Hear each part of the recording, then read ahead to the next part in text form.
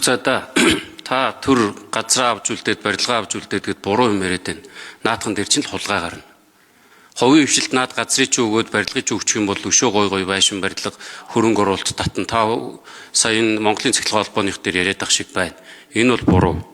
За өөрсдөөс нь асуухаар ховжлыг ихгүй шүү дээ. Төрийн банкыг жишээлэхэд сангийн сайд бол сайн мэдж байгаа. Төрийн банкнд хин ямар албан тушаал хашдаг, хэний хамаарал бүхий вэ гэдгийг. Дандаа цагаан байрны хамаарал бүхий.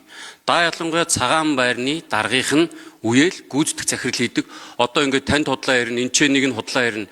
Ийм том толгойтой болсон нөхдүүд шүү дээ. Тэгээ энийг чи ил гаргаж хэлээд байхад та нар хариуцлага тооцож чадахгүй өдөө болтол ивэ минь гэл явж шүү дээ. За тэгээд сугар захирлаа. Хувьцааны үн ханш яахаар ундаг, яахаар өсдгийг худлаа үнэн гадарлаа шүү дээ би.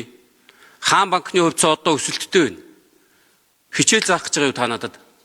Монголын ард түмэнд Төрийн банкны хувьцаа. За энэ цагаан байрны даргын гэдэг ингэхээр бас эвгүй сонсогдоод над тийм байхгүй байгаа шүү. Тэ явцах дарга хариулъя. За би цагаан байрны даргыг олж байгаад бас тийм байгаа асууж тодруулалтанд хариулт өгье. Нэг хоёрдугаарт энэ газар байшинг авч үлдэнэ гэж байна. За хөрөнгийн бэржийг бид нар бас ахиухан хөвжилчээ. Энэ хөрөнгийн бэржиг хөрөнгийн зах зээл дээр гол одоо тийм үү зангилаа болсон хааб нь болж байгаа. Тийм болохоор энд бас асуудал байгаа гэж бид нар ярьж байгаа.